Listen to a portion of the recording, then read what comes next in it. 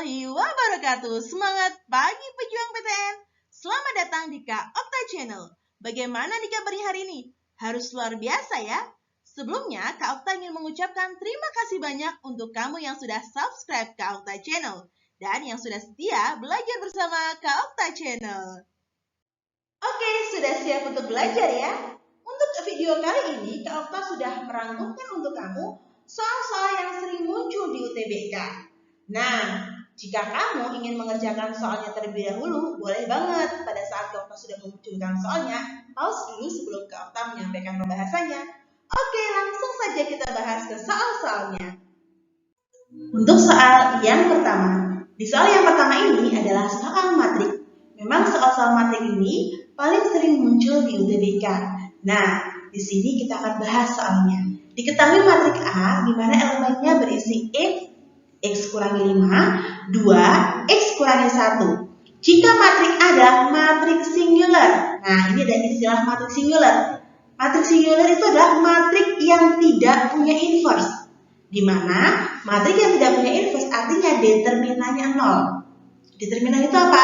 Determinan itu seperti ini. Jika saya punya matrik A, B, C, D, maka determinan A-nya adalah AD dikurangi dengan BC. Gitu ya. Oke, karena di sini kita punya matrik A dengan elemen X, di sini X kurangi 5, ini 2, sini X kurangi 1, di mana determinannya sama dengan 0, kita akan kalikan dulu ya. Ini dikalikan, maka hasilnya X dikali dengan X kurangi 1 dikurangi dengan 2 dikali dengan X kurangi 5 akan sama dengan 0. Nah, nanti kita akan kalikan dulu di sini. X kalikan X, kemudian X kalikan negatif 1 ya. Berarti hasilnya kalau X kalikan X berarti X kuadrat. Kemudian X kalikan negatif 1 hasilnya negatif X. Ya. Kemudian di sini ada negatif 2 kalikan X, maka akan menghasilkan negatif 2X. Kemudian di sini ada negatif 2 kali negatif 5, maka akan menghasilkan positif 10. Gitu ya. Akan sama dengan 0. Nah, di sini berarti menghasilkan X kuadrat, di sini ada negatif X sama negatif 2, menghasilkan negatif 3X ya, ditambah dengan 10 sama dengan 0. Kemudian kita lihat, maka jumlah semua nilai X yang memenuhi. Nah, di sini kita tahu bahwa X kuadrat dikurangi 3X ditambah 10 sama dengan 0, itu kan merupakan bentuk persamaan kuadrat. Nah, ingat ya, persamaan kuadrat itu jika misalkan dalam bentuk I kuadrat ditambah BX ditambah C sama dengan 0, di mana misalkan ini adalah akar-akarnya adalah X1 dan X2, maka jumlah X1 ditambah X2 adalah min B per A. Ingat ya, ini adalah persamaan kuadrat ya. Maka di sini karena X kuadrat dikurangi 3X ditambah 10, yang ditanyakan jumlah semua nilai X, maka X1 ditambah X2 akan sama dengan min B. Ini B-nya berarti min 3 per A. A-nya koefisien X kuadrat berarti 1. Gitu ya. Maka menghasilkan min ketemu min hasilnya positif, berarti menghasilkan 3. Berarti jawabannya adalah yang A. Untuk soal yang kedua. Nah, kalau ada soal seperti ini, jangan takut dulu. Biasanya kalau lihat soal yang panjang-panjang itu, aduh Kak, udah di skip aja. Ini aslinya tuh gampang ya. Jadi kalau misalkan lihat soal seperti ini, ya, di sini hanya seperti ini konsepnya. Sudah diberikan pertanyaan, ya, dan diberikan 2 pernyataan. Di mana apakah 2 pernyataan ini dengan menggunakan 1 pernyataan saja bisa menjawab pertanyaan, atau bahkan harus menggunakan 2 pernyataan ini untuk menjawab pertanyaan, atau bahkan dengan menggunakan 2 pernyataan ini kita tidak bisa menemukan jawaban dari pertanyaannya, ya, gitu ya. Jadi nggak usah bingung dulu kalau ada soal seperti ini. Kita coba analisis satu-satu.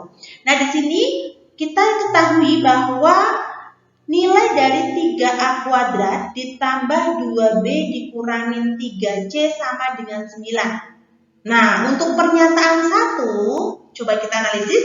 Jika 3A kuadrat sama dengan 2B, kita akan substitusikan 3A kuadrat ini menjadi 2B. Oke, di sini maka akan menghasilkan 2B ditambah 2B dikurangi 3C sama dengan 9. Oke, di sini 2B ditambah 2B berarti menghasilkan 4B ya, dikurangi 3C sama dengan 9. Oke, ternyata dengan menggunakan pernyataan satu saja belum cukup untuk menjawab pertanyaan. Oke, berarti di sini option A kita coret. Kemudian, coba kita menggunakan pernyataan yang kedua. Di mana pernyataan yang kedua adalah 2B ditambah 4 sama dengan 16. Oke, di sini kita pindah luaskan. Berarti 2B sama dengan 16 kurangi 4. Berarti 2B sama dengan 12. Berarti B sama dengan 6 ya. Oke. Nah, karena di sini B sama dengan 6, yang ditanyakan nilai C. Berarti dengan menggunakan pernyataan 2 saja belum cukup untuk menjawab pertanyaan. Berarti option B juga salah, gitu ya. Nah, dari sini coba menggunakan pernyataan kedua dari hasil B sama dengan 6 ini kita masukkan ke pernyataan 1, di mana 4B dikurangi 3C sama dengan 9. Kita substitusikan nilai B menjadi 6 ya. Berarti 4 dikali 6 dikurangi 3C sama dengan 9. Berarti di sini menghasilkan 24 kurangi 3C sama dengan 9 ya. Oke, pindah luaskan. Berarti 24 kurangi 9 sama dengan 3C. Berarti ketemu nih. Di sini 15, di sini 3C. Berarti nilai C sama dengan 15 dibagi dengan 3 sama dengan 5. Oke, ternyata dua pernyataan bersama-sama cukup untuk menjawab pertanyaan, tetapi satu pernyataan saja tidak cukup. Maka jawabannya adalah yang C. Untuk soal nomor 3, diberikan fungsi fx sama dengan 5 ditambah 2x dibagi 3 ditambah 5x, di mana x tidak sama dengan negatif 3/5. Jika f inverse A ditambah 2 sama dengan 0, maka nilai dari 3A ditambah 5 sama dengan berapa? Nah, kalau ada bentuk seperti ini, bentuk fungsi pecahan di mana variabelnya pangkatnya 1. Ya, jika saya punya fx sama dengan ax ditambah b dibagi dengan cx ditambah d, kalau misalnya kita mau menginverskan cukup dengan tukerkan A dengan D dan kasih min. Ya, tukerkan A sama D dan kasih min. Gitu ya. Oke, coba kita aplikasikan ke soal ini. Karena di sini kita punya fx sama dengan 5 ditambah 2x dibagi dengan 3 ditambah 5x, maka posisinya semua nilai x taruh depan dulu biar sama dengan ini ya. Berarti di situ menghasilkan 2x ditambah dengan 5 dibagi dengan 5x ditambah dengan 3. Nah, kita akan cari inverse-nya nih. Berarti f inverse x sama dengan cukup dengan menukarkan 2 dan 3 ini, tukar posisi dan kasih min. Oke, berarti akan menghasilkan negatif 3x ditambah 5 dibagi dengan 5x dikurangi dengan 2. Gitu ya. Nah, dari sini kita akan mencari nih, karena di sini diketahui f inverse dari A ditambah 2 sama dengan 0, maka di sini kita gantikan semua nilai x dengan A ditambah 2. Maka f inverse dari A ditambah 2 akan sama dengan negatif 3, x-nya juga kita ganti dengan A ditambah 2 yang sebelah kanan, ditambah dengan 5, dibagi dengan, oke ini kelebihan 1 ya, oke kita hapus dulu. Oke, nah di sini kita bagi dengan 5 kali A ditambah dengan 2 kurangi dengan 2 sama dengan 0. Oke, kita akan mencari nilai A. Nah, karena di sini sama dengan 0, maka penyebutnya nanti kita akan kalikan dengan 0 ya. Kenapa? Karena untuk mencari ini kan nanti kita kalikan silang ke sana kan? Ya. Nah, karena di sini kalikan 0, maka nanti hasilnya sama dengan 0. Maka menghasilkan 3 kalikan A ditambah 2 ditambah 5 akan sama dengan 0. Ya, ingat ya, karena semua bilangan dikalikan 0 hasilnya 0. Oke? Sekarang kita operasikan untuk mencari nilai A. Di sini ada negatif 3 kalikan A, maka akan menghasilkan negatif 3A.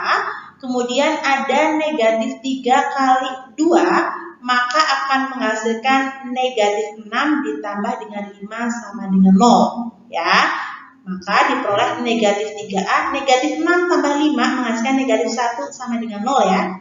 Oke, di sini berarti akan diperoleh negatif 3A sama dengan negatif 1 pindah luas jadi 1, maka diperoleh A sama dengan negatif 1/3. Nah, yang ditanyakan apa? Ini yang ditanyakan adalah 3A ditambah 5. Maka 3 kali A-nya negatif 1/3 ditambah dengan 5. Ini kita coret, berarti negatif 1 tambah 5, maka menghasilkan 4. Jadi jawabannya adalah yang C. Untuk soal-soal yang paling yang keempat, ini adalah soal baris dan deret. Memang biasanya muncul ada beberapa tipe soal, bisa saja baris dan deret aritmatika, atau baris dan deret geometri, atau bentuk seperti ini. Ya, oke, kita langsung saja kita bahas ya. Diketahui A1, A2, A3 adalah suatu deret bilangan dengan A1 sama dengan negatif 3, dan A2 sama dengan 2, dan rumusnya adalah AN ditambah 2 sama dengan 2AN ditambah 1 dikurangi AN, dengan N adalah bilangan asli, dimana bilangan asli itu berarti 1, 2, 3, dan seterusnya gitu ya. Nah, maka nilai dari A4 ditambah A5 sama dengan berapa? Oke, kalau ada bentuk seperti ini, kita nanti akan lihat rumusnya ya. Di situ ada A1 sama dengan negatif 3, A2-nya sama dengan 2, dengan rumus AN ditambah 2 sama dengan 2, AN ditambah 1 kurangi AN. Oke, karena A1 sudah diketahui, A2 sudah diketahui, yang ditanyakan A4 sama A5, berarti kita cari A3 dulu. Ya, nah karena di sini A3 berhubung rumusnya di sini N ditambah 2, berarti untuk mencari A3 berarti N-nya menjadi 1. Oke, berarti di sini semua nilai N kita ganti dulu dengan 1. Berarti di sini 1 tambah 2 sama dengan 2 kali A, 1 tambah 1 kurangin A1. Paham sampai sini? Oke. Nah, kalau misalkan Kak mau nanya, boleh langsung saja di kolom komentar ya.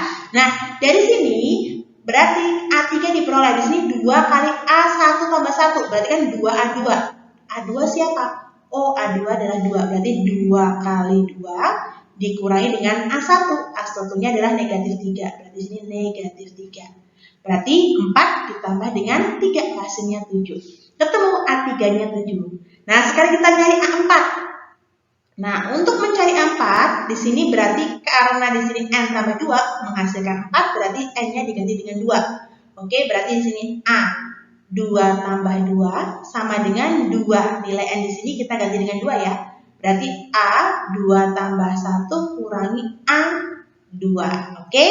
Maka menghasilkan 2 kali AN 2 tambah 1 berarti A3. Oh, A3-nya berapa? Oh, A3-nya 7. Berarti 2 kali 7 dikurangi dengan A2. A2-nya adalah 2. Oke, maka menghasilkan 2 kali 7 hasilnya 14 kurangi 2 berarti 12. Gitu ya. Sekarang kita cari A5. Berarti untuk mencari A5 di sini N-nya kita ganti dengan 3 kan? Berarti A 3 tambah 2 sama dengan 2 kali A. Di sini N-nya juga kita ganti dengan 3. Berarti 3 tambah 1 kurangi A3. Nah, berarti menghasilkan 2 kali. Di sini kan A4 nih. Nah, A4 ternyata 12. Berarti sini 12 dikurangi dengan A3. A3-nya adalah 7. Berarti 2 kali 12, 24. Kurangi 7 berarti hasilnya 17. Gitu ya. A4 sudah diketahui, A5 sudah diketahui. Yang ditanyakan adalah A4 itu 12 ditambah A5 itu 17, maka akan menghasilkan 29. Berarti jawabannya adalah yang E. Untuk soal yang kelima, diketahui gambar segi 4 di mana beberapa sisinya diketahui dan diketahui juga beberapa sudutnya. Yang ditanyakan berapa nilai X. Oke, nah pertama kita lihat dulu di sini ada segitiga dengan sisi di situ ada sisi 6 dan sisi 8. Kalau kita lihat 6 dan 8 ini, kalau misalkan kita sederhanakan dibagi dengan FPB-nya, maka akan menghasilkan 3 dan 4. Nah, ternyata kalau ada 3, ada 4, pasti ada 5. Masih ingat? Itu adalah bilangan triple Pythagoras. Ya, nah kalau masih ingat gini, bilangan triple Pythagoras itu biasanya terletak pada segitiga siku-siku ya. Dimana kalau misalkan di sini A, di sini B, di sini C, maka berlaku A kuadrat ditambah B kuadrat sama dengan C kuadrat. Ya, nah di sini contoh-contoh bilangan triple Pythagoras itu 3, 4, 5, 5, 12, 13, 7, 24, 25, 8, 15, 17, 9, 40, 41, dan kelipatannya. Nah, makanya di sini ada 6, ada 8, kita sederhanakan dulu ya. Berarti dia merupakan kelipatan dari 3, 4, dan 5. Nah, tadi di sini kan sudah disederhanakan dibagi 2. Maka untuk mencari sisi ini ya, sisi yang ini, oke, anggap aja di sini sisinya sisi C, oke. Nah, di sini sisi C di sini, maka kalau misalnya tadi dibagi 2, kita kembalikan dibalik, maka maka di sini dikalikan dengan 2, maka menghasilkan 10. Maka ketemu nilai C di sini adalah 10. Oke? Nah, kita lihat lagi segitiga yang besar ini, yang sebelah kanan ini. Kita lihat di sini ada 24, ada 26. Coba kita lihat 24 dan 26. Ternyata kalau kita sederhanakan dibagi dengan FPB-nya, di sini 24 dibagi 2 hasilnya 12. 26 dibagi 2 hasilnya 13, ternyata 12 sama 13 berarti memenuhi triple Pythagoras, pasti ada 5. Ya, maka untuk mencari sini misalkan di sini saya sebut di sini nilai D, oke? Nah, misalkan di sini 5 karena tadi dibagi 2 kembalikan dikali dengan 2, maka hasilnya di sini juga 10. Nah, di sini 10. Oke? Nah, sekarang kita akan mencari berapa besar nilai X. Oke, saya perbesar dulu di sini ya. Oke. Di sini tadi X, oke, di sini 70. Nah, ternyata di sini 10, di sini 10, ya. Nah, karena di depan sudut 70 derajat ada 10 panjangnya, di sini juga pasti karena di sini 10, ya, di sini 10, pasti sudut di sini juga 70 derajat. Ingat, karena X 70 itu sudut dalam segitiga jika dijumlahkan maka hasilnya 180 derajat, ya kan? Maka nanti di sini X derajat ditambah dengan 70 derajat ditambah dengan 70 derajat, kita bisa mencari nilai X-nya. Maka X derajat adalah 180 derajat dikurangi dengan 70 derajat ditambah dengan 70 derajat. Gitu ya. Maka nilai X derajatnya sama dengan 180 derajat kurangi dengan 140 derajat. Seperti itu. Maka hasilnya adalah 40 derajat. Berarti jawabannya adalah yang A.